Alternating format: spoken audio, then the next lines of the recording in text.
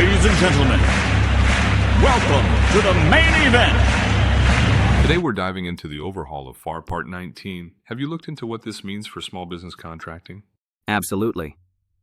The recent changes seem to streamline the process, but there are a lot of nuances. What aspect caught your eye first? The shift in set-aside procedures stood out. It seems the government wants to make it easier for small businesses to compete. Do you think this will really level the playing field? It could, but only if agencies consistently apply the new rules. There's always that risk of inconsistency, right? I'm curious if smaller firms will feel the impact immediately. Good point. Sometimes policy changes take time to trickle down. I read that the documentation requirements are less burdensome now. That's a relief for many small business owners. For sure. Less paperwork means more time focused on actual business. Still, do you think the reduced documentation could lead to oversight issues? Possibly. Cutting back on paperwork is great, but you don't want to lose accountability. Maybe technology can help track compliance without the hassle. Speaking of tech, I noticed more emphasis on electronic systems in the new rules. It reminds me of trying to file taxes online for the first time. Confusing at first, but easier once you get the hang of it. That's a good analogy. Transitioning to digital processes can be bumpy, but the long-term efficiency is worth it. Do you think some businesses might struggle with the tech side? Probably, especially those less familiar with digital platforms. Training and support will be key. Otherwise, we might see a gap between tech-savvy firms and others. True. Another interesting change is the update to subcontracting requirements.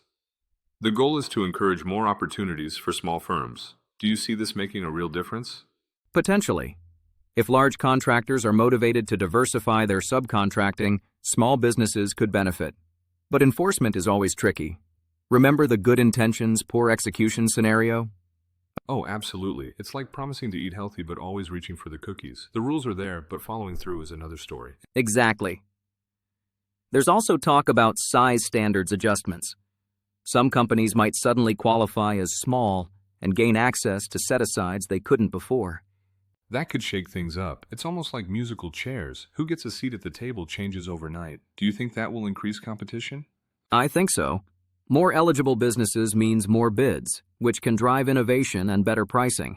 But it could also mean tougher competition for the smallest firms. Right. The small fish in a big pond effect. Still, having more opportunities is a step forward. What do you think agencies need to focus on to make these changes work? Consistent training and clear communication. If everyone understands the new process, it'll be smoother. And maybe a hotline for those lost in the digital jungle. That would help. Overall, these FAR Part 19 changes seem promising, but the real test will be in implementation. Any final thoughts? I'm optimistic, but cautious. It's a big shift, and while it opens doors, it also brings new challenges. Time will tell if small businesses truly benefit. That's a great summary. For our listeners, what do you think is the biggest hurdle in government contracting for small businesses today? Let us know your thoughts. A special thank you to MarketUS.com for furnishing us this information. You can reach them at MarketUS.com or call them at 954-636-3232. Before we go, this deep dive was created by the MarketUS.com team. Let us know your thoughts in the comments below. It's right below the subscribe link.